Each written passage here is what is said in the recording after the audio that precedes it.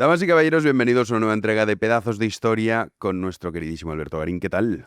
Pues muy bien, Jano. Hoy dispuestos a volver a hacer uno de estos programas en los que enlazamos el más remoto pasado con el más actual presente. Uy, y esto, Porque así dicho, ¿de qué vas a hablar? vamos a hablar de migraciones humanas, de la historia de las migraciones humanas. Pues sí, mira, está muy de moda, tienes razón. Eso El es. tema migratorio es un tema. Claro, Siempre lo ha sido, quizá.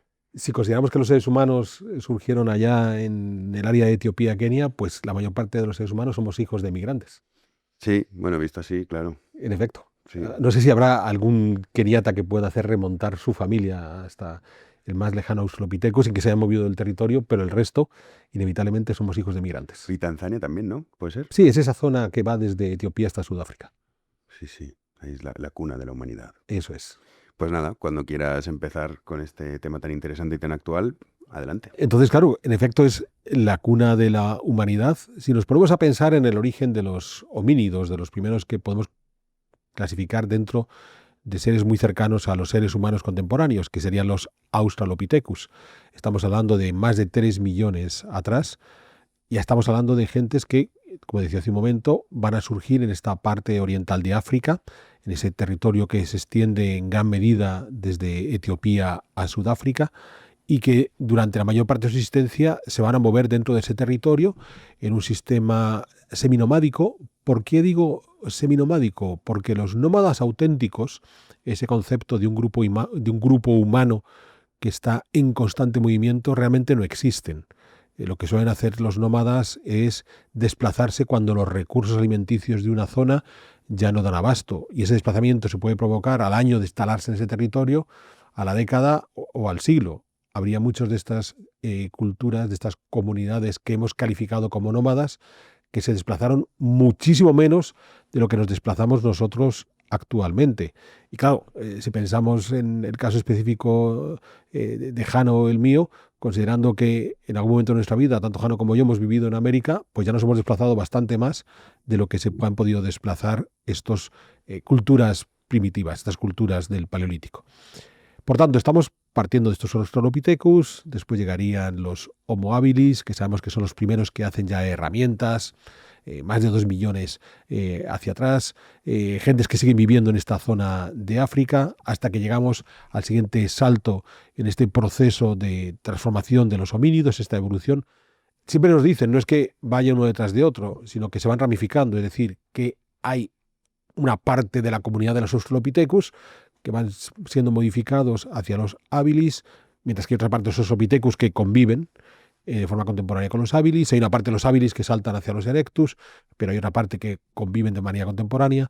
Bien, los erectus son los primeros homínidos que ya salen de África y son unas gentes que fueron capaces de desplazarse por buena parte del viejo mundo. De modo que a partir de estos erectus y su posterior evolución, podríamos tener ya algún antepasado, como decía antes, ser hijos de estas gentes que vienen de África. Los erectus tienen además la cualidad de haber sido los primeros homínidos que manejan el fuego. Importante porque estos saltos tecnológicos van a ser fundamentales para entender el motivo de las migraciones. ¿Por qué? Porque en muchos casos migramos cuando no se produce el salto tecnológico. Por supuesto, la presencia del fuego fue fundamental para la historia de los homínidos, la capacidad de controlar el fuego. Ya no solamente es que podamos utilizar el fuego, por ejemplo, para defendernos de otros animales, y eso nos permite ocupar nuevos territorios antes imposibles, con depredadores que podían acabar con los seres humanos, permiten cocinar los alimentos de otra manera y sacarle más rendimiento a esos alimentos. Por supuesto, permite ocupar climas fríos, nos podemos calentar gracias al uso del fuego, o nos permite utilizar los horarios nocturnos, que previamente no se podían utilizar, o incluso es una forma de potenciar las relaciones comunitarias, esas reuniones en torno al fuego, donde se puede intercambiar todo tipo de historias. Hay más saltos, entonces aquí vamos a encontrarnos otra serie de homínidos, desde los Heidelbergensis a otro tipo de variantes, hasta que llegamos ya a los neandertales, hasta que llegamos a nuestro mundo actual, a nuestros Homo sapiens, que somos nosotros, los sapiens sapiens, desde hace unos 300.000 años. Todas esas etapas en la evolución de los homínidos, a partir de los erectus, van a ir ocupando diferentes territorios en el viejo mundo. y ya los sapiens serán los primeros que salten al nuevo mundo hace 20.000, hace 15.000 años. Lo que nos estamos encontrando, por tanto, son gentes que, a partir de los Erectus, desde hace más de 2 millones de años, se dedican a ir avanzando a la búsqueda de nuevos territorios. Y claro, la pregunta que nos podemos hacer es, ¿por qué esa necesidad de desplazarse? ¿Por qué no se quedan en un sitio primigenio y no dan un paso más allá? Pues bueno, podemos migrar, podemos movernos, en principio, por una cuestión individual. Aquel que tiene espíritu aventurero, aquel que sencillamente lo que quiere es encontrar otros lugares más allá del lugar en el que vive. Y eso es algo que va a existir hasta hoy en día. O sea, seguiremos teniendo emigrantes que lo hacen en ese espíritu de aventura. Un espíritu de aventura que en algunos casos puede verse completado con la necesidad del intercambio. El hecho de decir, voy a conocer otras culturas, voy a intercambiar con ellas, puedo intercambiar ideas, puedo intercambiar bienes, puedo intercambiar incluso servicios, ¿bien? Puedo enseñarles algunas habilidades, puedo aprender otras habilidades. Pero que sin duda es una de las formas de emigrar más atractivas, no era la más dominante. Es decir, esa emigración individual a la larga probablemente es la que causó un mayor intercambio de ideas o de bienes, pero es la que en el desplazamiento de gentes y la posibilidad de que ese desplazamiento comunidad pueda provocar un cambio en la sociedad en general, bien, es el que menos se daba. Cuando tiene que desplazarse una comunidad entera es porque surge otro tipo de inconvenientes. No es un espíritu de aventura, no es una necesidad de intercambio. Y claro, hemos de entender cuáles son los inconvenientes, porque son los mismos inconvenientes los que obligan a desplazarse a las comunidades de Erectus o a las comunidades de neandertales o a los primeros sapiens, que las que siguen obligando a desplazarse a los vikingos. Entonces, puede haber ocurrido un momento en el que se da una gran cantidad de recursos alimenticios que favorece un crecimiento demográfico, vive más gente en ese territorio, y al mismo tiempo, pasado un cierto periodo de años, hay un colapso en esa producción de alimentos o una reducción, y por tanto hay un desequilibrio entre la capacidad alimenticia de un territorio y la cantidad de población que se puede alimentar en ese territorio. Y esta va a ser una de las principales razones para empujar a una sociedad a emigrar. Ese desequilibrio entre cantidad de gente y cantidad de recursos. Puede llegar a ocurrir que esa falta de recursos se deba a fenómenos medioambientales muy precisos. Pensemos en las glaciaciones, en esas glaciaciones de finales de la era terciaria, de comienzos de la era cuaternaria. Las de la cuaternaria ya van a afectar a los sapiens, ¿bien? O pensemos en procesos de desertificación, como por ejemplo los que se vivieron en el actual desierto del Sáhara en África, un territorio que previamente no era ese gran desierto. Es muy interesante porque el hecho de que conocemos estos procesos medioambientales que transformaron de manera notable la vida de los seres humanos es lo que, Jano, como tú bien sabes, se nos ha transmitido a nuestro mundo contemporáneo, que vivimos obsesionados de que el cambio climático va a provocar que tú y yo mañana muramos porque vamos a morirnos de calor o de frío. Sí, esto es lo que dice. Pero claro, lo absurdo está en que se nos olvida que el proceso de desertificación del Sáhara o los procesos de glaciaciones no se produjeron de un año para otro. Se produjeron poco más, ¿no? A lo largo de siglos o de milenios. Entonces, claro, esta necesidad hollywoodiense de mañana es la catástrofe, y entonces si no llevamos la bolsa de plástico de nuestra casa al supermercado, inevitablemente mañana desaparece el planeta Tierra. Estas cosas, es que es muy simpático, porque conocemos bien los movimientos que han afectado a los seres humanos en relación a transformaciones medioambientales, ya digo, a la desertificación del Sáhara o las glaciaciones, sabemos que son en periodos larguísimos y sin embargo vivimos permanentemente con esta idea de 50 años. En 50 años esto se acaba todo, ya está. Acuérdate. Bueno, siempre ponen fechas que esto sí que es muy divertido. Año 2000, no 2001 ni 1999. Luego 2030. Eso es. 2025, ¿por qué no 2027? O sea, siempre son cifras como muy redondas. Pero además, ya cada vez las van empujando más lejos. Hombre, claro, porque luego cuando es mentira, pues ¿qué vas a hacer? Dices, oye, que al final no era el 2000, era el 2020. Eso es. Y luego ya dentro de 20 años, muchos ya se han muerto, que han vivido de esto mucho tiempo. Entonces ya luego ya están muertos, ya llega otro y dice, es que se equivocaron, es el 2050. Y luego esos se mueren, entonces los que llegan en 2050 dirán, no, 2100. Y así vamos Y avanzando. aprovechando la corta memoria de la gente, oye, nos han anunciado el apocalipsis ya unas cuantas veces. A mí de pequeño era la capa de ozono. Sí. Era lo que iba a ese- acabar con nuestras vidas. Ese fue fascinante. Pero luego se regeneró. De repente un día se levantó y Sí, porque ¡pum! dejamos de regeneró. utilizar, tu madre y la mía dejaron de utilizar la laca esta que tenía Es verdad, es aquel verdad. componente que destruía la capa de ozono. Bien, Es cierto. entonces, porque tu madre y la mía eran las culpables de la capa de ozono. Sin duda. Entonces dejaron de utilizarse y la capa de ozono se regeneró. Fíjate. Bien, yo que soy un poco mayor que tú, yo te recuerdo cuando se iba a congelar la Tierra. Bueno, yo esto es, y eso, yo Alberto no lo escuché, No. pero lo he leído. He leído las crónicas. Yo viví cuando la Tierra se congelaba, luego la capa de ozono, ahora se ha calentado. Sea cual sea el cambio climático que pueda provocar una transformación en las sociedades humanas y que puede darse, porque puede darse, primero porque el clima es dinámico, el clima no es estático y el clima está permanentemente modificándose, bien, son fenómenos, el clima se mueve en unos ritmos absolutamente pausados. Y entonces, los movimientos que han afectado a las poblaciones humanas, incluso provocando sus migraciones, como por ejemplo la que ya he mencionado varias veces de la desertificación del Sáhara, no es algo que se realizara en una década, ni en un siglo.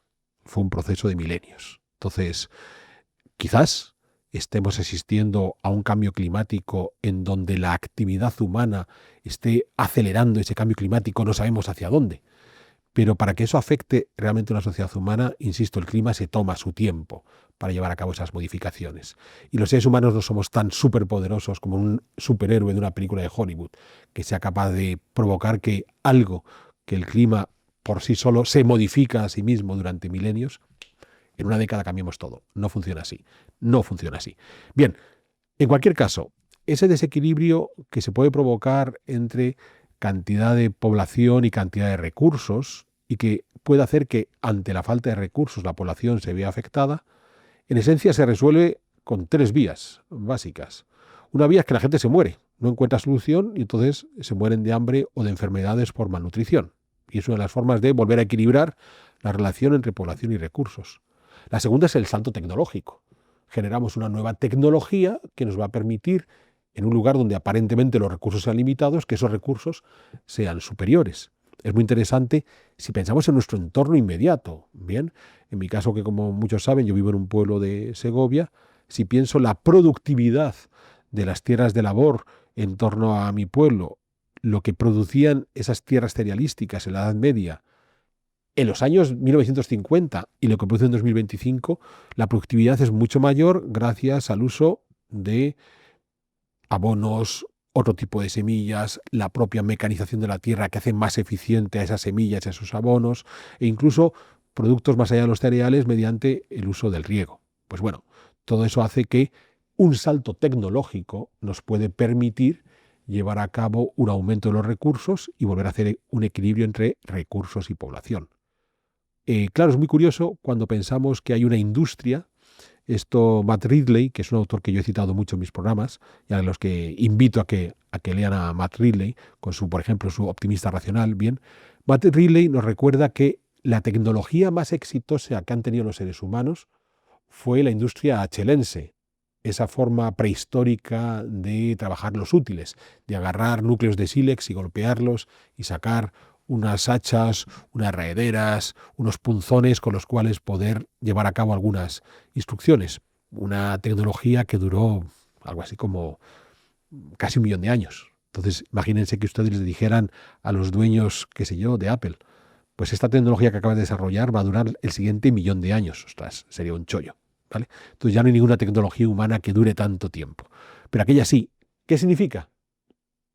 Que la industria achelense, esa industria lítica, durara tanto tiempo, nos está explicando que no hubo un salto tecnológico notable. Desde la domesticación del fuego hasta los saltos tecnológicos que van a provocar, sobre todo los sapiens sapiens, la posibilidad que existía en un caso de desequilibrio entre recursos y población era emigrar. Dado que el territorio en el que me encuentro ya no me da abasto para la cantidad de gente que somos, una parte o la totalidad de esa gente tendrá que desplazarse.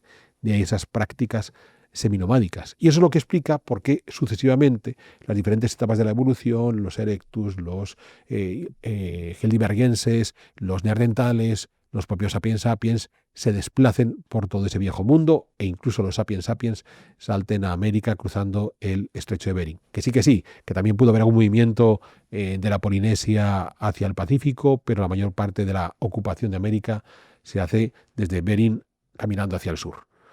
Por tanto, los seres humanos, por las propias condiciones de vida materiales en las que se desarrollan, en las que se puede provocar ese desequilibrio entre población y recursos, se ven obligados como alternativa fundamental ante el desequilibrio a marcharse, a emigrar. Diremos, la solución es muy fácil. No tengamos más descendientes, no tengamos hijos, no se produce el desequilibrio y de esa manera todo funciona perfecto. Claro, esa necesidad de no crecer es algo que, por ejemplo, se está viviendo en nuestro mundo contemporáneo. En nuestro siglo XXI hay toda una serie de corrientes ideológicas, políticas, que defienden la posibilidad de parar de crecer. Bueno, es una alternativa. Curiosamente, la naturaleza nos capacita para reproducirnos y además nos pone como auténticos sacos de hormonas en la adolescencia, juventud, buscando llevar a cabo prácticas de apareamiento que derivan, por lo general, en la reproducción. Salvo nuestro mundo contemporáneo, que ha creado políticas antirreproductivas. Pero eso ha sido algo realmente raro en la historia de la humanidad. O sea, durante los primeros 3 millones de años estábamos preparados para reproducirnos y mucho. Esa obsesión que tiene la naturaleza de buscar cómo sobrevivir, cómo hacer que la genética sobreviva más allá del individuo. Bueno, pues como los seres humanos durante millones de años decidieron que había que sobrevivir y había que reproducirse, es por lo que estas prácticas anti-crecimiento es algo muy contemporáneo, antes no se daba. De modo que los seres humanos se veían obligados a emigrar. Claro, en el momento que se ponen en movimiento, puede suceder 3 cuestiones. Que directamente se desplazaran a territorios donde no había otros seres humanos, que es lo que les pudo ocurrir en gran medida a los primeros erectus que se desplazaron, porque salieron de su África natal, de su África oriental natal, y se fueron al resto de África o a Europa o a Asia, a lugares donde no había otros seres humanos con los que competir. De modo que estos no tuvieron ningún problema de emigración, no se encontraron con ninguna traba por parte de otras culturas humanas. La segunda posibilidad es que emigraran a territorios donde ya había otros grupos humanos y tuvieron que aprender a convivir. Y aquí entramos en un proceso interesantísimo que es cómo se establecen las relaciones entre los autóctonos y los que están emigrando. Son relaciones equilibradas, el uno se impone al otro, el autóctono impone su modo cultural al recién llegado, el recién llegado impone su modo cultural al autóctono. Vamos a ir viendo a lo largo de la historia qué es lo que ocurre. Y habría una tercera posibilidad, que es que los recién llegados, los emigrantes, eliminen a los presentes allí. Los eliminen porque directamente, de una manera, digamos, militar, sometan y acaben con los presentes. O, por ejemplo, que lleguen con enfermedades a las que no están acostumbrados los locales y esas enfermedades lleven por delante a buena parte de esos autóctonos. En gran medida es lo que, por ejemplo, ocurre con la reducción demográfica en Hispanoamérica con la llegada de los europeos. Los europeos llegaron con enfermedades a las que no estaban preparados los americanos y eso provocó unas pérdidas demográficas importantes. A partir de ahí, ¿cómo van a funcionar estos movimientos migratorios? Pues en principio, en la época de estos seminómadas, de estos recolectores, basados en la recolección de los alimentos, cuando esos recursos menguaban, había que desplazarse. ¿Qué os sucede en el momento que los seres humanos aprenden a generar recursos? ¿Qué sucede a partir de la revolución neolítica, cuando estos seres humanos ya son capaces de producir sus propios alimentos? En realidad, nos vamos a encontrar aquí ante el comienzo de las tensiones entre autóctonos y emigrantes. No solo por el hecho de que un grupo se desplace a un territorio donde puede haber otro grupo, sino porque además ese grupo autóctono está basando la creación de su alimentación en la propiedad de la tierra. Y claro, aquí se añade un segundo elemento. Ya no solo es que esté peleando por los recursos, es que estoy peleando por una realidad diferente que es la de la propiedad de la tierra. No solamente soy el dueño del trigo que cosecho en el campo, es que soy dueño del campo. Y el migrante que llega puede entrar en colisión ya no solo con el recurso per se, sino con el derecho de propiedad de donde surge ese recurso. Claro, aquí vamos a encontrarnos una serie de roces, porque puede ocurrir que el autóctono tenga cierto apego por su tierra. Aquí he nacido, como mi padre, como mi abuelo, como mi bisabuelo, tengo cariño por este lugar y entonces puedo enfrentarme a aquel que llega de fuera que me quiera quitar esa tierra. Pero lo que puede existir es una especie de vínculo con esa propiedad cuando han empezado a surgir las primeras formas estatales. Es decir, yo vivo aquí trabajando esta tierra, igual que mi padre y que mi abuelo, porque tengo un Estado que me coacciona, me obliga a seguir estando aquí. De modo que puede ocurrir que si llega un emigrante que desestabiliza ese Estado, a lo mejor no me parece mal, porque yo quiero romper esa vinculación. De modo que, como vemos, nunca va a haber un blanco y un negro en estas cuestiones de las migraciones, sino una cantidad de grises importantes. Una cantidad de grises a los que se añade el hecho de que, si bien es cierto que el neolítico tiende a sedentarizar a los grupos humanos que empiezan a practicar la agricultura, no acaba con los grupos seminómadas, sobre todo aquellos que utilizan otra variante del neolítico, que es la domesticación de los animales, la ganadería, y que en muchos casos es ganadería extensiva que tiene que trashumar con los rebaños. Entonces, claro, en ese punto no estamos enfrentándonos entre recolectores y agricultores, estamos enfrentándonos entre dos variedades del neolítico, agricultores y ganaderos. Y esto es muy interesante porque es un choque que, por ejemplo, los que sean aficionados al cine del western, al cine de las películas del oeste, lo entienden bien. Cuando los europeos avanzan hacia el oeste de Estados Unidos, y luego volveremos a otra migración que fue la forzada de los Pieles Rojas, son ganaderos que van llevando sus rebaños, que ocupan grandes extensiones de manera extensiva, y a continuación llega una nueva oleada de migrantes que son los agricultores que parcelan esos territorios y que, por tanto, impiden la libertad de movimiento de los ganaderos. Claro, aquí estamos hablando, para que entendamos este debate de emigrantes, entre emigrantes de origen europeo que están ocupando el oeste de Estados Unidos en la segunda mitad del siglo XIX, ciudadanos de Estados Unidos con una constitución y unos códigos civiles y unos marcos jurídicos que pueden verse enfrentados entre ellos, pese a ser gentes que han podido llegar. A lo mejor el ganadero ha llegado un día y el agricultor ha llegado 10 años después. Los dos son emigrantes, los dos están llegando a un territorio que, además, en este caso le pueden estar arrebatando a los autóctonos, que son los diferentes grupos de pieles rojas, y que se pueden enfrentar entre ellos por el modelo de desarrollo económico que están llevando a cabo el ganadero frente al agricultor. Porque, pensando en tiempos históricos, pues uno se puede imaginar los cananitas que ya cultivaban en esa tierra de Canaán donde tenemos en la actualidad Israel y Palestina, cuando llegan los hebreos con sus rebaños desde la zona de Arabia y entonces entran en conflicto y demás.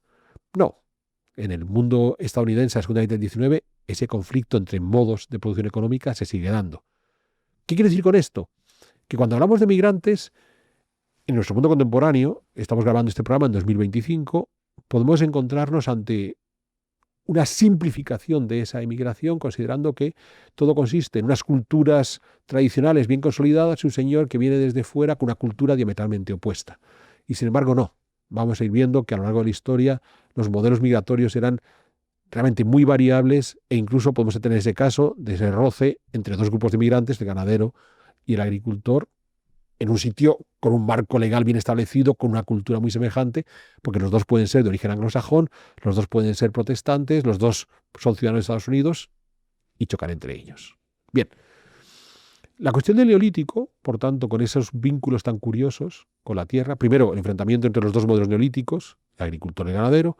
Segundo, estoy apegado a la tierra o estoy forzosamente vinculado a la tierra. Todo esto cambia a partir de la Edad del Bronce, y os invito a que veáis aquel programa que hicimos sobre la Edad del Bronce, centrándonos sobre todo en el naufragio del Urugrum, aquel pecio de esa Edad del Bronce que mostraba una primera globalización, porque lo que va a suceder con el desarrollo de los metales es que hay una serie de cambios tecnológicos que, por ejemplo, se muestran bien en una revolución en el transporte náutico. Hemos hablado también un pedazo de historia sobre el sultanato de Omán.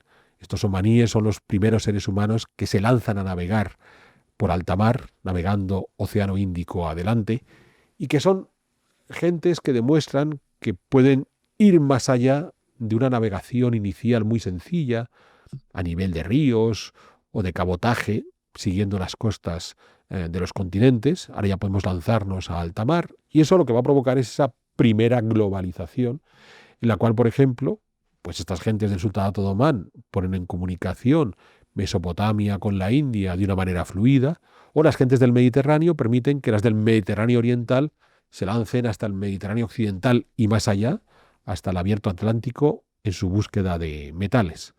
¿Qué es lo que sucede con este modelo de globalización? Claro, aquí estamos cambiando por completo el tipo de migración que conocíamos.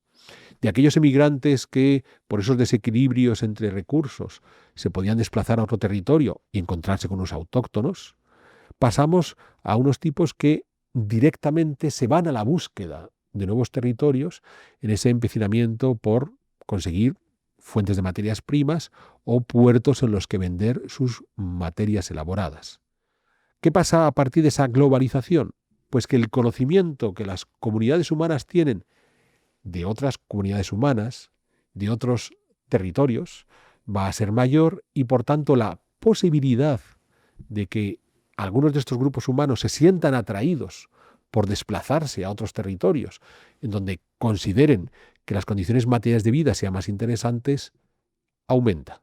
Entonces es muy interesante porque hay un salto tecnológico, una mejora en esa navegación de alta mar, que abre las fronteras a los grupos humanos, que en principio nos parece beneficioso, porque todo lo que incentive el comercio, y aquí el maestro Escotado estaría indudablemente a favor de lo que voy a decir, deriva en el progreso de las sociedades humanas, también va a provocar que esos grupos humanos descubran otros territorios más atractivos para vivir y quieran desplazarse hacia esos territorios. Y aquí vamos a entrar en una dinámica muy interesante, que es lo que yo llamaría las migraciones forzadas. ¿Por qué migraciones forzadas? Porque vamos a encontrarnos con grupos humanos que viven en territorios donde el equilibrio entre población y recursos es frágil y donde cualquier situación, como decía antes, de repente los recursos de manera coyuntural crecen, con lo cual la población crece, pero esa coyuntura de crecimiento de recursos es muy limitada, rápidamente cae y eso provoca que el grupo humano tiene que migrar, o al menos una parte de ese grupo humano. Y hay una serie de territorios que históricamente, y me voy a centrar en el viejo mundo, han sido emisores de grupos de emigrantes que además por lo general aparecen en la historia de manera violenta. En muchos casos, la primera noticia que tenemos de ellos son en relaciones comerciales, más o menos comerciales, bien, pero es que el capítulo siguiente es cuando aquellos que llegaron un primer día desde ese territorio de equilibrio frágil, que llegaron a comerciar o llegaron a ofrecerse como mano de obra, como trabajador, como mercenario, de repente salen a lo bestia y se ponen a conquistar. El desierto de Arabia es uno de estos territorios de equilibrios frágiles. E históricamente tenemos una sucesión de culturas que salen de ese desierto de Arabia. Y aquí, Jano, hemos tenido ocasión de hablar de varias de esas culturas que se nos suele olvidar que vienen siempre del mismo lugar. Entonces, cuando hablamos de los acadios que acabaron con el imperio primitivo sumerio, cuando hablamos después de los amorreos vinculados a Babilonia, con los arameos, entre los cuales pueden venir el grupo de los hebreos, todos salen de Arabia. Pero cuando hablamos de los nabateos, ¿de acuerdo? Que es esa cultura tan hermosa, con esas grandes ciudades que tenemos excavadas en la roca y demás, salen de Arabia. ¿Bien? O cuando estamos hablando de los árabes, salen de Arabia. Es decir, es un territorio que con regularidad expulsa gente. O sea, cada X número de siglos se produce ese desequilibrio entre recursos y población y se vuelve a equilibrar, o sea, vuelven los recursos a ser poquitos y los sacan de allí. El pedazo de historia es breve historia de los árabes. Por ejemplo. Ese hay que verlo. Y a los nabateos también le hemos dedicado. Y los sumerios, por con supuesto. Sociedad de Petra le hemos dedicado y a los sumerios los hemos dedicado. O sea que, sí, los nabateos fue el primero que hicimos, creo, en Big One, ¿o no? Yo creo que sí, hablando de la ciudad de Petra. A mí me suena que fue el primero. Entonces, de hecho, no, fue el primero, estoy seguro. Sí, hay que viajar al archivo para verlo. Pues bueno. Queremos seguir mejorando pedazos de historia en nuestro canal Big One Media. Y para eso necesitamos todo vuestro apoyo en nuestro club de socios. De modo que únete a nosotros y así estamos seguros de poder seguir ofreciéndote programas de calidad y además, en algunas de nuestras categorías de socios, Nos puedes compartir tus inquietudes en historia y si somos capaces, trataremos de resolvértela. De modo que mira en la descripción de este programa y allí tendrás el link que te va a llevar a esa posibilidad de convertirte en uno de nuestros socios y con ello ayudarnos a seguir mejorando nuestros programas. Históricamente son gentes que vienen de esos territorios donde de forma coyuntural puede haber un momento de crecimiento que rápidamente se viene abajo y está esa expulsión. Hay un segundo ejemplo en esas estepas de lo que antes se hablaba de las repúblicas soviéticas del Asia Central, que también es otro territorio del que fueron sucesivamente expulsados diferentes grupos humanos. No hace mucho hemos hablado aquí de los indoeuropeos. Yo planteaba la posibilidad de que fueran sucesivas oleadas a lo largo de milenios, los llamados indoeuropeos, donde cada vez que en ese territorio del norte del Cáucaso hacia el Asia Central, esas estepas donde también los equilibrios se pueden romper con facilidad, pues pueden ir enviando sucesivas oleadas de emigrantes. Recordad que mi crítica al modelo indoeuropeo no es el hecho de que no existan, sino el hecho de quererlo como un grupo homogéneo cuando pueden ser diferentes grupos en diferentes periodos de tiempo a lo largo de cientos de años. Un territorio del que, por ejemplo, más tarde llegarían los escitas, o un territorio del que siglos más tarde llegarían los hunos, o un territorio que siglos más tarde llegarían los turcos, y más tarde los mongoles. De nuevo, hay que ir al archivo de pedazos de historia, porque ya tenemos programas sobre los indoeuropeos, sobre los turcos, sobre los mongoles de Gengis Khan. Pues todas estas gentes salen de esos territorios donde el equilibrio es frágil, un momento de bonanza permite un crecimiento demográfico y en cuanto ese momento de bonanza se viene abajo, hay que movilizar a ese excedente de población. Y otro área, por ejemplo, es la zona del Báltico, en sus diferentes orillas, un sitio donde, de nuevo, de manera tradicional, los equilibrios recursos-población son muy frágiles. Entonces, claro, los grupos del Báltico que tenemos son muy interesantes. Los godos, aquellos que después se convertían en visigodos, ostrogodos, vienen de esta zona del Báltico, hacen un viaje hacia la región de Ucrania, Rumanía y entrarán al Imperio Romano, pero venían del Báltico. Pero es que los sajones, aquellos que saltarán a Inglaterra, estos están en la parte occidental del Báltico. O los vikingos, que son los más conocidos asociados a estos territorios, también vienen del Báltico. Otra de esas regiones donde esa fragilidad del equilibrio entre población y recursos hace que con regularidad los vayan expulsando. Bien, frente a ese modelo de las migraciones forzadas cada X cantidad de siglos, tenemos lo que podemos llamar casi migraciones voluntarias. Inmigraciones que a lo mejor el otro adjetivo que vamos a aplicar son imperialistas. Los modelos de sociedades que partiendo de territorios donde las condiciones materiales de vida pueden ser realmente benignas y donde no se tienen por qué provocar esos desequilibrios, sin embargo ya por una cuestión más política se lanzan a la conquista de otros territorios que a la larga terminan por beneficiar a la metrópoli, generando unas corrientes de intercambio importantes con los nuevos territorios conquistados.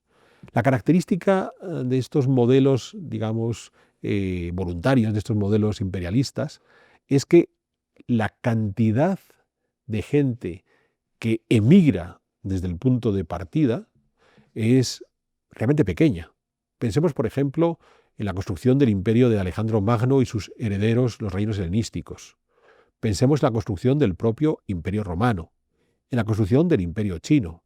Pensemos en el modelo de los reinos hispanos cuando se lanzan a la conquista y colonización de América. Pensemos en Inglaterra estableciendo su imperio en la India, o las potencias europeas en el momento que se reparten África. Otros temas a los que ya hemos dedicado algunos pedazos de historia. Lo que estamos viendo aquí es que hay una parte de la población de la metrópoli que emigra, pero es una parte de la población pequeña. Entonces, no es que haya un gran desequilibrio entre el país emisor y los países receptores, sino que en este caso, con unas condiciones materiales de vida que podían ser relativamente limitadas, pero no que te obliguen a moverte, como ocurría en el caso de los nabateos o los árabes o los vikingos. Bien, decides ir a buscar una condición de vida un tanto mejor. pero en algunos casos en una situación de superioridad. Esto es muy interesante respecto a las migraciones que veremos tras la Revolución Industrial. Es decir, el español que se iba a América en el siglo XVI, el romano que se iba a la Galia en el siglo I, el inglés que se iba a la India en el siglo XIX. Parten de una situación que puede ser más o menos humilde y van a irse a un territorio en el que solo por el hecho de emigrar desde la metrópoli les dan una condición ya de unas condiciones materiales de vida superiores a las que tienen el punto de partida. Porque veremos que en las migraciones de la revolución industrial suele ser al revés. El que emigra sabe que emigra y tiene que empezar desde abajo, no empieza desde 4 o 5 peldaños por arriba. Pero además son unas migraciones, estas migraciones, este modelo, digamos, imperialista, muy interesantes porque por lo general en aquellas relaciones que decíamos, ¿qué ocurre cuando entra en contacto el emigrante con el autóctono? ¿Quién se impone a quién? Pues lo que ha sucedido es que, por lo general, por no decir de forma sistemática, pese a que el grupo humano desplazado es relativamente pequeño, tanto respecto a los habitantes de la metrópoli como de los autóctonos a donde emigra, el marco cultural que va con el emigrante termina por imponerse. Entonces, Hispanoamérica hoy es un territorio donde se habla mayoritariamente español, donde la tradición es cristiana, católica en principio, y luego las diferentes variantes de cristianismo, donde los modelos familiares son muy similares a los que se podían manejar en el mundo hispano.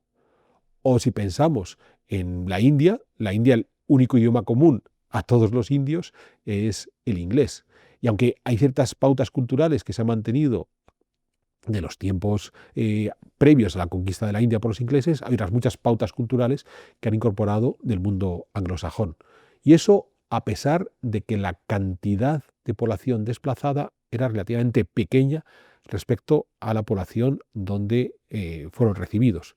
Claro, es muy curioso porque, de nuevo, si pensamos la diferencia entre las migraciones forzadas, los árabes que salen de Arabia, o estas migraciones voluntarias, es cierto que en el caso de España, donde ha habido las dos modalidades, España ha formado parte de una migración voluntaria, que es la del Imperio Romano, y una migración forzada, que es la de los árabes. En el caso de la migración voluntaria romana, la herencia romana es harto evidente, por ejemplo, porque estoy hablando en español, un hijo del latín, mientras que, si bien es cierto que quedan algunos elementos de la cultura árabe islámica en general en la península ibérica, quedan algunas palabras que vienen del árabe, quedan algunos vestigios del patrimonio monumental construido por los árabes, por los musulmanes, es minoritario.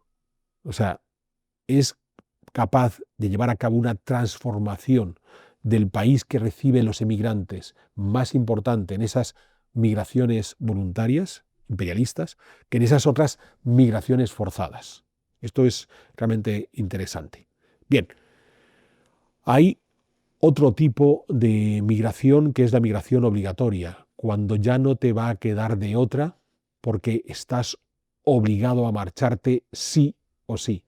Aquí entraríamos en dos tipos. Por un lado, por ejemplo, las famosas diásporas. Cuando estamos pensando en diásporas, pensamos inmediatamente en el caso de los judíos, obligados a marcharse tras las guerras contra los romanos, primero en los tiempos de Vespasiano y Tito y después en los tiempos de Adriano, cuando se ven obligados una gran cantidad de judíos de abandonar lo que hoy es Tierra Santa. No todos, algunos permanecieron, pero muchos van a tener que marcharse. Permanecieron los que habían sido, en principio, los que habían sido aliados de los romanos. Pero es que esa práctica de obligar a la gente a marcharse, sí o sí, ya la llevan a cabo los romanos en las guerras cántabras. Cuando estos romanos ocupan la cordillera cantábrica, el área de la cordillera cantábrica, a finales del siglo I a.C., pues una de las medidas que toman es obligar a desplazarse a toda la población hacia las Galias. Hemos hecho un programa sobre el genocidio armenio. Los armenios es otro ejemplo de diáspora que se ve obligada a desplazarse. Entonces, nos encontramos ante situaciones, y hay algunos en época contemporánea, terribles y tristísimos. Pensemos el genocidio de Ruanda, cuando en principio son los tutsis los que tienen que partir, pero después son los hutus los que tienen que partir cuando los tutsis vuelven a contraatacar contra los hutus. O pensemos los desplazamientos obligados en la antigua Yugoslavia, sobre todo en el área de Bosnia. Bosnios musulmanes siendo obligados a desplazarse, serbo-bosnios, croata-bosnios obligados a desplazarse. Claro, ahí estamos ante una situación realmente particular en un contexto político-militar muy singular que sí o sí o te vas o van a acabar contigo. Pero incluso hay otro tipo de emigración obligatoria, que es la de los esclavos. Cuando eres capturado como esclavo y sí o sí te llevan allí donde tú no querías ir. Entonces, de nuevo, apelo al programa que ya hemos hecho del reparto de África, donde explicábamos ese contexto africano tan curioso de un continente que en esencia lo que se dedica es a producir seres humanos que exporta y en muchos casos mediante ese modelo de esclavitud. Y recordemos, ya contábamos aquel programa, cuando hablamos de la esclavitud africana, lo primero que nos viene a la cabeza es los esclavos que desde los puertos del Atlántico fueron enviados en buques europeos hacia América. No solamente hubo esos. También tenemos los esclavos que desde muchos siglos atrás habían cruzado el Sáhara camino del norte de África o de Próximo Oriente. O ese otro gran mercado de esclavos, y vuelvo a apelar al programa que hicimos sobre el Sultanato de Omán que he mencionado antes, que desde el África Oriental y por el Océano Índico también abastecieron los mercados de Arabia. Entonces, no nos golpeemos el pecho por el hecho de ser europeos como los europeos que mercadearon con esclavos en el siglo XVIII a través del Atlántico, porque lamentablemente es un negocio que ha abarcado buena parte de las sociedades humanas, por no hablar de los cristianos capturados como esclavos en las orillas norte del Mediterráneo, que eran llevados a las orillas sur del Mediterráneo. Entonces, ese tipo de migración obligada de los esclavos ha sido una constante en los seres humanos hasta tiempos muy recientes. Claro, sigue habiéndolo, ¿eh? Cuando hablamos del trato de blancas, cuando hablamos de las muchachas que caen en redes de prostitución y son desplazadas obligatoriamente, también es ese tipo de migración obligada. Pues bien, todos estos movimientos de migración van a sufrir una nueva modificación a partir de la revolución industrial, a la que, como saben, también hemos dedicado varios pedazos de historia. ¿Qué es lo que nos va a suceder en esa revolución industrial? Ahora sí, una revolución de los transportes de unas dimensiones inesperadas. Si la primera globalización de la Edad del Bronce, allá por el segundo milenio desde Cristo, ya supuso unos cambios en los conocimientos que las diferentes sociedades humanas tenían unas de otros, la revolución de los transportes y de las comunicaciones no solo es que yo me pueda desplazar más rápidamente entre Europa y América, por ejemplo, sino que más rápidamente puedo saber qué ocurre con el emigrante que se ha ido a América, que puede comunicar las buenas nuevas a sus parientes en Europa con nuevos medios de comunicación. Bien, esta revolución de los transportes, fruto de la revolución industrial, lo que va a provocar son dos movimientos migratorios muy interesantes. Uno a nivel interno de los propios países, el famoso éxodo rural. Ahí vamos a pasar, a lo largo del siglo XIX y del siglo XX, de unas sociedades humanas eminentemente rurales a nuestra sociedad contemporánea eminentemente urbana, en donde la mayor parte de la población que previamente había vivido en el campo, ahora va a vivir en las ciudades. Aquí, claro, Jano, lo que vamos a tener es un segundo capítulo a tus antepasados.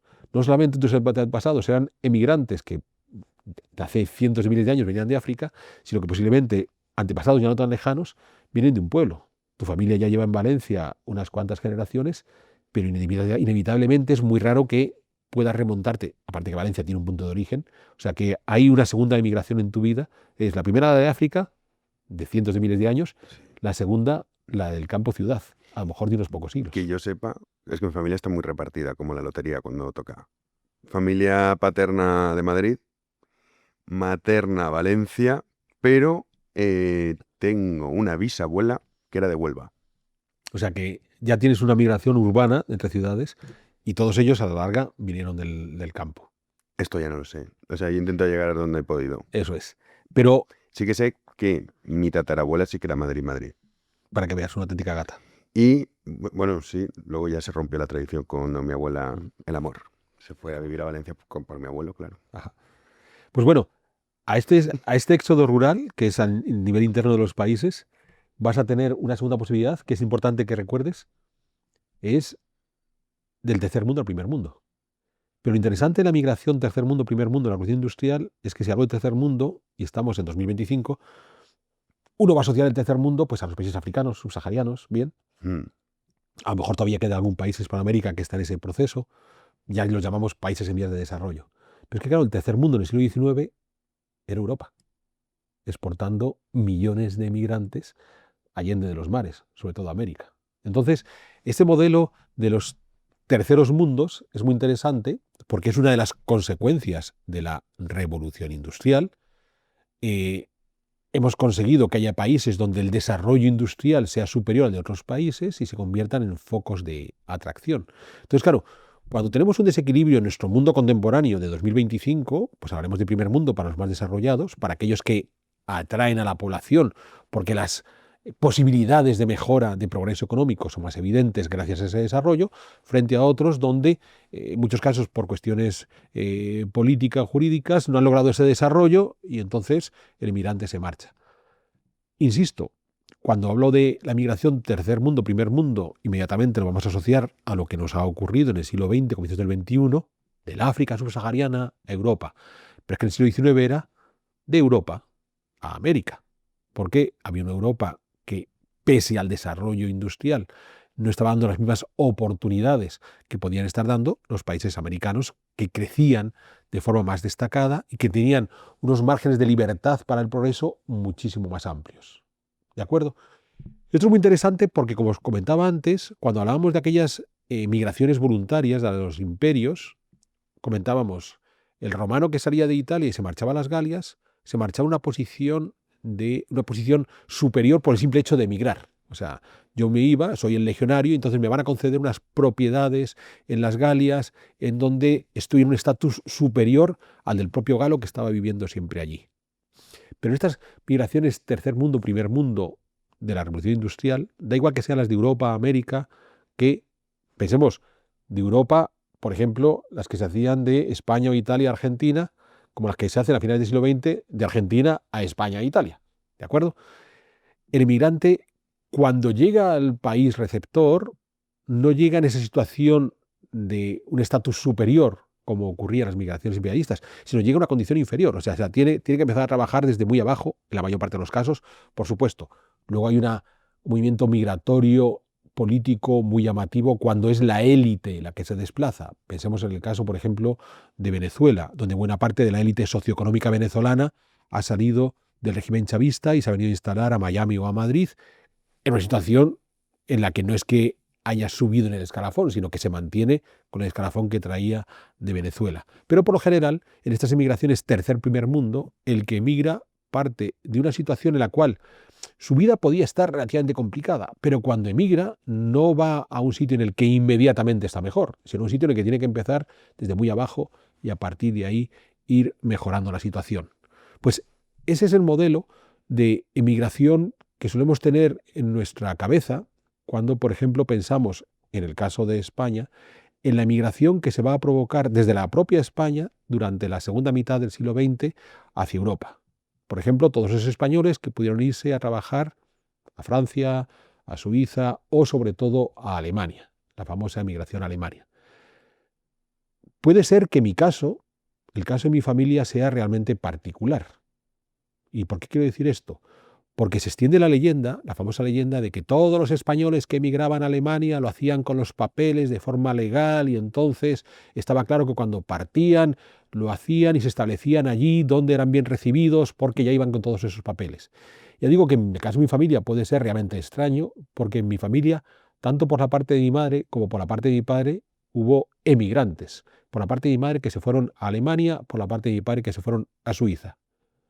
Y en todos los casos, ninguno cumplía la legalidad. Ninguno. O sea, el de Suiza cumplió la legalidad a medias, la otra mitad no lo cumplió. ¿De acuerdo? En principio iba él, no iba su esposa, pero su esposa le acompaña, no se declaran matrimonio, porque los suizos no querían matrimonios. En principio son dos amigos que se conocen y que van juntos, y al final terminan por quedarse, siempre negando su parentesco, para no ser expulsados. Cometieron una ilegalidad. El caso de la familia de Marios, que emigraron a Alemania, no. Emigraron a Alemania tomando una maleta, lanzándose a la aventura a ver qué ocurría y después de muchos años lograron establecerse, tuvieron hijos y nietos en Alemania. Pero es muy curioso, porque a lo mejor yo soy un caso muy raro, en el cual, curiosamente, la parte de la familia, tanto materna como paterna, que emigraron, no se fueron con los papeles, como se suele decir en las redes sociales, que todos los españoles. Pues bueno, todos menos los parientes de Garín. Y seguro que a lo mejor si ustedes rastrean en sus familias y se ponen a buscar los que emigraron a Europa, van a descubrir que hay unos cuantos que no cumplieron la legalidad, como ese mito que ha venido forjándose de que todos, porque por supuesto les he contado el caso de los parientes inmediatos. Hay en torno a ellos unas comunidades más amplias, ¿de acuerdo? Los parientes de padre eran gallegos y los gallegos en Suiza, entre ellos, no solamente los del primo Rufino, sino otros muchos, también eran ilegales. Bien, y por parte de mi madre, los que se van a Alemania, que se van a Dortmund, igual, en torno a la comunidad de este primo hay otro montón de gente, del primo Lucio, hay otro montón de gente que tampoco llegaron a tener todos sus papeles legales. Pero ya digo, puede ser que sea una rareza propia de la familia de los Garín García y que el resto de españoles sean gentes muy ordenadas que iban con todos sus papeles. Ahí les dejo la cuestión. En nuestro mundo contemporáneo, lo que ha sucedido es que ese modelo de la emigración postindustrial ha sufrido una variación muy interesante, de algo que ya he venido contando en muchos programas previos, tanto en Pedazos de Historia como en los otros programas en Big One en los que he podido participar, que es el envejecimiento de las sociedades más civilizadas. Un envejecimiento voluntario que no consciente. Pensemos que si hay menos niños en el mundo occidental, comenzando por España, no es porque Jano no quiera tener hijos, que por mucho que le obligamos aquí a que se case y se reproduzca, el hombre se sigue resistiendo. Cuentas un montón de cuestiones para decir, no, es que las condiciones materiales de vida que tengo, las obligaciones laborales, todo pajas. Cuando uno quiere tener hijos y ya está. No digo eso como excusa. ¿Qué excusa? Yo estoy en contra, porque no quiero. Pues ya está. Estamos claros como eso. Entonces, ese no es el problema. Eso agrava el problema, el hecho de que Jano no quiera tener hijos, pero no es el problema. El problema es que mis padres, por tanto hay una generación que casi son los abuelos de Jano, decidieron tener 2 hijos en lugar de 6. Entonces, el momento que tú empiezas a tener solo 2 hijos, a partir de ahí ya tienes un problema. Entonces, el problema de la falta de niños de España no surgió en 2025. Surgió en los años 60, 70, cuando mis padres, o ya digo, la generación de los abuelos de Jano, decidieron que iban a tener poquitos hijos, porque no quisieron tener hijos. Ahí comienza el problema. La demografía, los problemas no son de un año para otro. La demografía, los problemas son de medio siglo para medio siglo. Los chinos, con su política de hijo único, China sigue creciendo, pero dentro de 30 años van a tener un escalón de bajada que va a ser brutal. Bueno, esto lo explicaste además también con el caso de la India, que dice, no, es que mira, ya han superado a los chinos, 1.600 millones de habitantes, pero a pesar de que va a seguir creciendo ese número, en realidad ya están bajando. La verdad es que esto se verá dentro de... Eso es. De Entonces, décadas. claro, ¿qué es lo que va a ocurrir ahora? Pues lo que va a ocurrir ahora es que tenemos una migración caracterizada por la emisión de gentes de países, entre comillas, jóvenes, donde todavía siguen teniendo niños, hacia países viejos. Entonces, ya ni siquiera es una cuestión de niveles de desarrollo y demás. Es que el hecho de que hay países muy viejos genera un agujero demográfico que puede ser rellenado por esos jóvenes. Nos puede gustar más, nos puede gustar menos, nos puede parecer más llamativo, menos llamativo, podemos estar a favor, estamos en contra. Es pura dinámica demográfica. Si el país envejece, significa que hay un vacío de jóvenes que puede ser llenado por otros jóvenes. Y hay jóvenes que llegarán a rellenar ese vacío. ¿Qué es lo que nos está pasando, por ejemplo, en la Europa actual, en nuestra España actual, donde cuando llegan todos estos jóvenes de Jovenlandia, llegan esencialmente porque hay un vacío demográfico. Entonces, es que ni siquiera es una cuestión, porque claro, la chorrada de que son huidos de guerras civiles no va a ningún sitio, porque la mayor parte de los jóvenes que están llegando a España vienen de países que están en paz desde hace décadas, entonces no tienen ningún problema. Tampoco es una persecución política, porque en muchos casos son tipos que llegan con una conciencia nacional del país emisor muy fuerte y con ganas de defender sus tradiciones propias de su país, o sea, no reniegan su país en absoluto. Sencillamente estamos ante una dinámica donde yo como joven, en mi desarrollo como joven, puedo tener oportunidad en mi país o en ese otro país donde sencillamente ya no hay jóvenes. Entonces, bueno, vamos a aprovechar esa oportunidad que me están ofreciendo. Claro, esto cambia respecto a todas las dinámicas migratorias que venía explicando antes. Esto no es un problema de los recolectores del Paleolítico, que se les desequilibraba la recolección y tenían que desplazarse. Bien, esto no es un problema de los vikingos o de los árabes que están en un territorio que con regularidad les impulsa a desplazarse. Esto no es un problema de que seamos el Imperio Romano buscando nuevas provincias en las que establecer nuestro sistema económico. Esto es un problema del envejecimiento que sufre Europa, que genera un vacío donde los jóvenes de otros países están llegando. Claro, Jano me dirá, pues, pobre excusa, porque los países emisores de estos jóvenes también han dejado de crecer. O sea, si pensamos en una de las opciones que tenemos, en España tenemos muchísimos hispanoamericanos, en Hispanoamérica ya no crecen. O sea, es cierto que crecen, porque una vez más la gente no se muere al día siguiente de nacer, pero los hispanoamericanos han dejado de tener hijos desde hace 20 años. Bien, lo mismo sucede. Es que yo he visto una marroquí que fue a pedir Cáritas y llevaba 5 niños. Vale, en España también hay señores que afortunadamente siguen teniendo. El otro día yo cené con un chico que tenía 9 hijos. No es normal. Oye, ¿vale? qué bien. Fantástico. Además, un tipo encantador. Normal, si tienes 9 hijos, tienes que ser encantador. Entonces, en Marruecos y en Argelia también han dejado de crecer. Han dejado de crecer. O sea, no nos obsesionemos porque hemos visto a la mora de turno con 5 hijos. Porque al mismo tiempo verán ustedes muchísimos marroquíes de 30 años que no tienen ningún hijo. Porque han venido a Europa, han visto otro modelo de vida, quieren casarse tarde o no quieren casarse. Entonces, han dejado de crecer. ¿Crece algún país de la África subsahariana? Sí, ahí tienes Pero bastantes. por ahí se va cerrando el camino. O sea, incluso ellos mismos... Cada vez menos. Por eso. Antes tenías 7, ahora están en 5, 4. O están en 3. O sea, ya están en el 3, que es el paso inmediatamente previo a dejar de crecer. Entonces, ¿esto qué significa? Pues que va a llegar un momento en que sencillamente dejen de venir porque no tendrán un excedente de jóvenes. Ya está. O sea, como han dejado de crecer, pues posiblemente Hispanoamérica dentro de 20 años dejarán de emigrar porque no hay quien emigre. Bien. O el norte de África dejarán de emigrar porque no hay quien emigre. Claro, Jano me dirá, coño, tengo que esperar 20 años. No, la demografía funciona así. Los seres humanos funcionamos de otra manera. Pero que entendamos que son dinámicas demográficas contra las que querer enfrentarse es ponerles puertas al campo. Entonces, después ya podemos establecer qué tipo de políticas utilizamos en esa migración. Porque claro, aquí llegamos a la fase final de lo que quiero contar en este programa, que son los efectos de estos emigrantes en los países. Muy rápidamente, porque si no se nos va el tiempo. De partida, que los jóvenes de los países que emigren, es un problema para el país, de partida. Porque están partiendo una serie de jóvenes a los que han tenido que criar desde pequeñitos, alimentarles y darles educación por limitada que sea. Pero todo eso ha sido una inversión que el país emisor ha realizado con sus jóvenes y que el país receptor no ha tenido que hacer. O sea, el país receptor ya recibe a los muchachos criaditos, formaditos, grandotes y con la educación que traigan. Entonces, de partida es un inconveniente para el país emisor, pero que se balancea con los recursos que ese migrante puede enviar hacia el país emisor.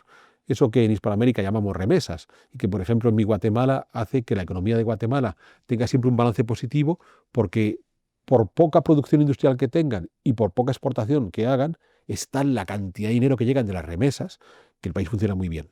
Entonces, claro, en el balance entre lo que yo he invertido entre el emigrante que se me va y lo que el emigrante me envía de vuelta, pues puede ser casi igual o hasta una ligera ventaja para el país emisor. ¿Qué le ocurre al país receptor? Pues el país receptor lo que tiene es una cantidad de fuerza laboral en la que no ha tenido que invertir en su crianza y formación, pero que la parte perjudicial es el contraste cultural que se puede establecer entre los que llegan. Claro, hay una cosa interesantísima. De nuevo, tú y yo, que siendo jóvenes hemos vivido en América, estás lejos de tu casa, eres más desinhibido y te dedicas a hacer cosas que a lo mejor en tu ciudad no harías. Habla por ti, Alberto. Bien, mira cómo te ríes. O sea, fíjense, viene la cara que está poniendo de pícaro. No me hace falta estar fuera de España.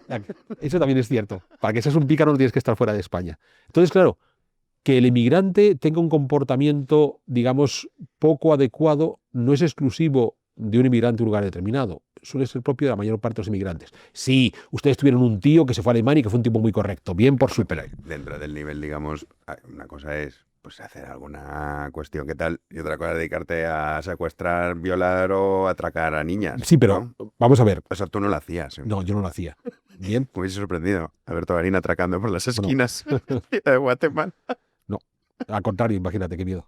Entonces, Te la la cosa es que ese choque cultural inevitablemente se va a provocar sí o sí en la propia actitud del emigrante cuando llega, en el hecho de que el 99% de los emigrantes tiene una actitud más desinhibida fuera de su hogar que en su hogar, ¿vale? A partir de ahí, claro, cuanto mayor sea la diferencia cultural entre el país emisor y el país receptor, ese choque cultural va a ser superior. Ahora, llegados a este punto, y con esto quiero cerrar este viaje por las migraciones, el modelo de migración que estamos recibiendo en Europa, en la Europa actual, ¿hasta qué punto puede transformar la cultura desde el mundo europeo? Esa obsesión de Houellebecq de que Francia va a estar dominada por la Sharia Yo comparto esta tesis.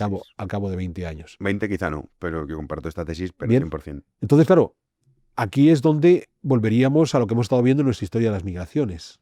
¿Cuáles han sido los movimientos migratorios que han hecho una transformación cultural brutal en el país receptor? Pues de todos los modelos que hemos visto, cuando ha habido esa conciencia voluntaria de hacer esa transformación en las migraciones voluntarias imperialistas. O sea, cuando el Imperio Romano, el Imperio Español, el Imperio Indio, el Imperio Inglés, el Imperio Chino querían imponer ese modelo. O sea, tiene que haber una voluntad clara por parte del país emisor de imponer su cultura. Entonces, ¿hasta qué punto Marruecos o Senegal o Burkina Faso o Argelia o Colombia o Venezuela o Ecuador como países están queriendo articular una imposición cultural sobre el país receptor? Yo te diría, países como tal, lo desconozco, pero sí que es verdad que si al final, o sea, claro, esto habría que ver también el pedazo de historia que hiciste sobre el Islam, porque no es lo mismo, todos los musulmanes entre ellos muchos se odian, entonces tienen también sus rifirrafes, pero si tú al final tienes un 80% de la población, por ejemplo, que es musulmana, pues evidentemente el país en el que vives va a cambiar, que es un poco la tesis de Houellebecq. No dice el 80, pero bueno, vamos a poner una cifra, un 60%.